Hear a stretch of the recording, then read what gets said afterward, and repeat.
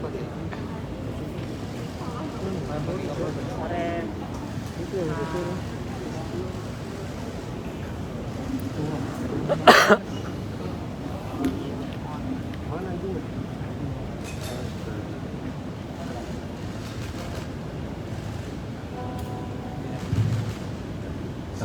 warahmatullahi wabarakatuh. Salam sejahtera buat kita semua. Salam, Om Swastiastu, Namo Buddhaya, salam kebajikan. Dan terhormat Bapak Kapolri dan seluruh rekan-rekan yang tergabung dengan Dinsus dan rekan-rekan pejabat utama Mabes Polri dan tentunya seluruh rekan-rekan media. Hari ini saya akan menyampaikan terkait perkembangan terakhir penanganan kasus FS atau yang biasa dikenal dengan kasus Duren. Tentunya saya menyadari bahwa kasus ini menyita perhatian publik yang sangat luar biasa dan tentunya juga berdampak terhadap kepercayaan publik terhadap institusi Polri. Oleh karena itu, sesuai dengan komitmen kami untuk memproses secara tegas, transparan, tidak pandang bulu, tidak ada yang ditutup-tutupi, sesuai dengan apa yang menjadi perintah dari Bapak Presiden. Kami dan Dinsus telah melakukan kerja keras untuk mengungkap kasus ini. Kurang lebih hampir 2,5 bulan kasus ini berjalan dan alhamdulillah hari Rabu kemarin dari Kejaksaan Agung telah mengeluarkan P21 yang artinya proses penanganan kasus yang kita tangani telah dinyatakan secara formil dan material lengkap. Oleh karena itu, tentunya setelah ini kami akan mempersiapkan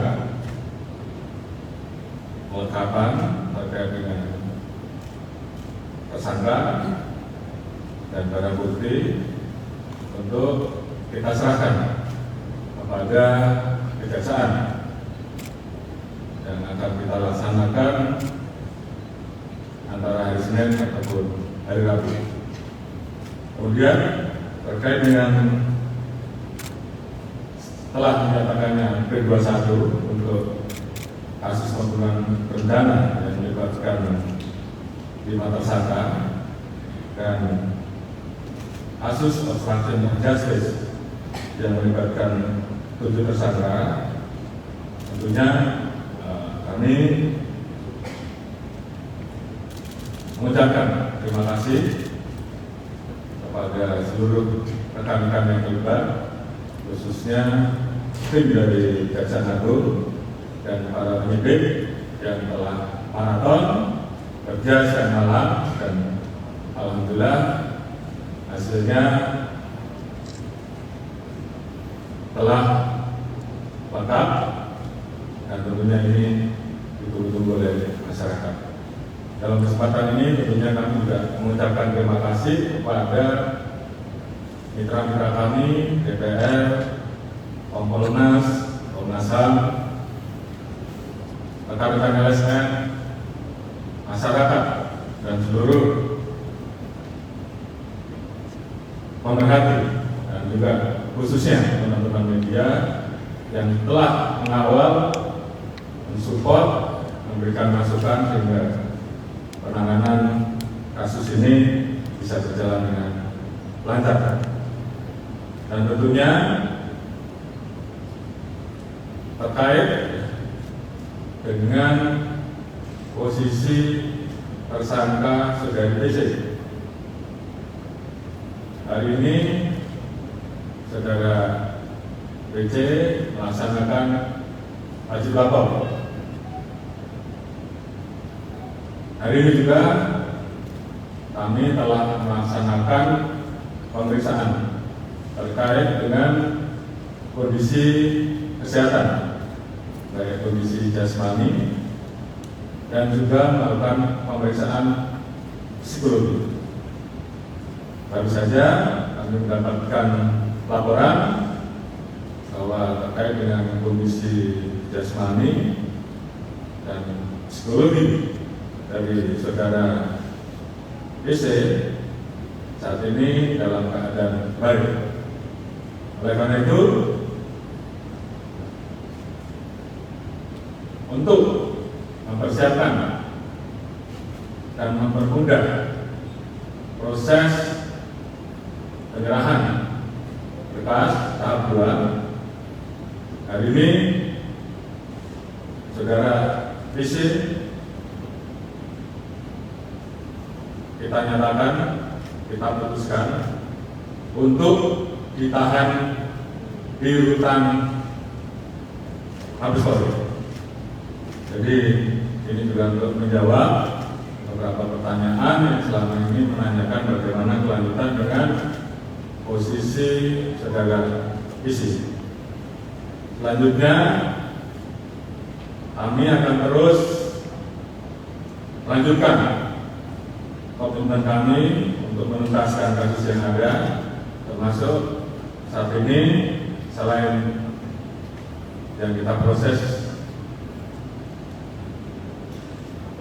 baik pembunuhan berencana, kemudian obstruction, saat ini juga kita terus memproses yang melanggar kode etik.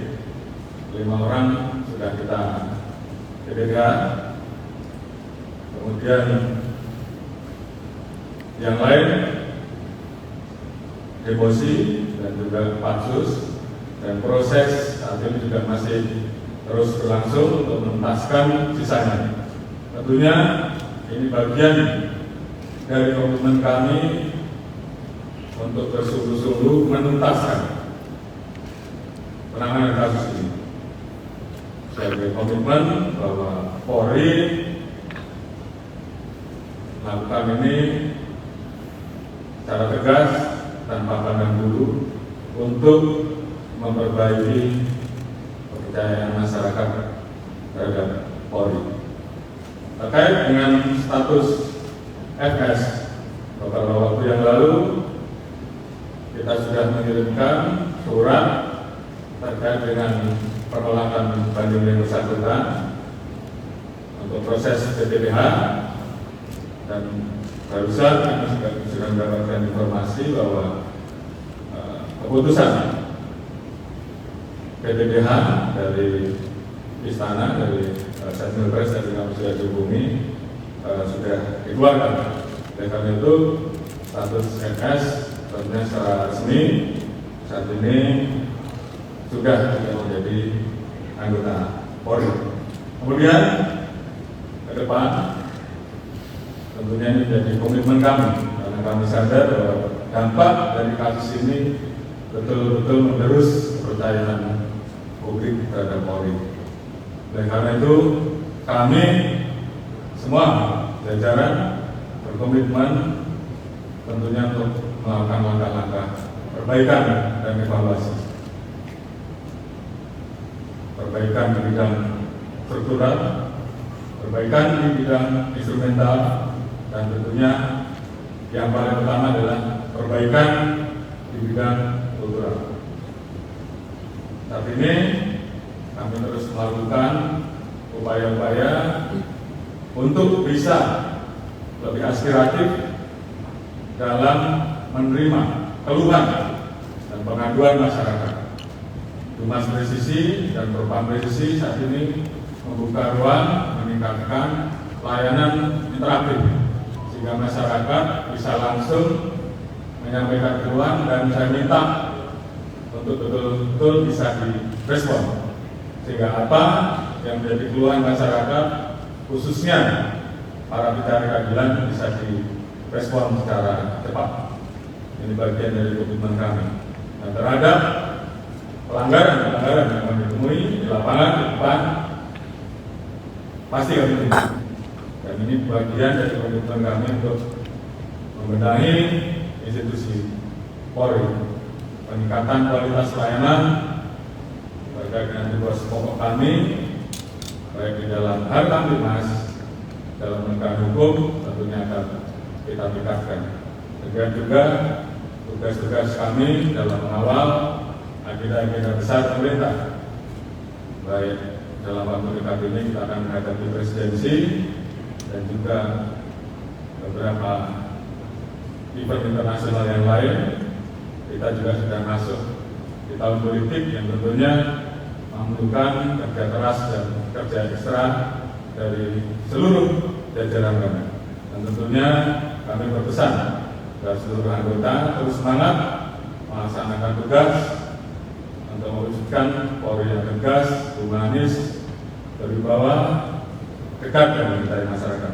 Dan saya minta apabila ada anggota yang melakukan pelanggaran-pelanggaran yang tidak sesuai dengan harapan dengan masyarakat, silahkan dilaporkan dan kami akan melakukan langkah-langkah. Jadi itu yang bisa kami sampaikan sebagai update terkait dengan perkembangan penanganan rangkaian kasus FS atau kasus Brigjen. Demikian, terima kasih. Wassalamualaikum warahmatullahi wabarakatuh. Ada pertanyaan? Ada nih?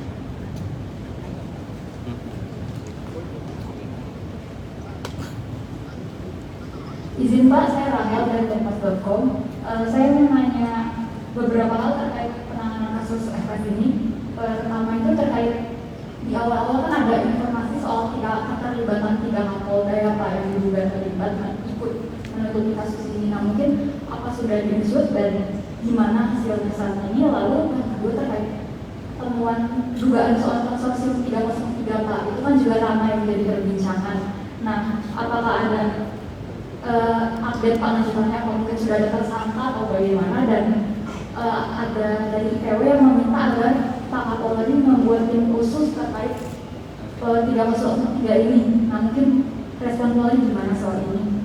Sama mungkin ini isu lain boleh ya Pak, terkait kasus Lukas NMB yang di Papua. Itu kan KPK kan sempat meminta bantuan ke Polri, dan apakah sudah ada perbantuan diberikan dan mungkin jumlah person yang diturunkan berapa Pak?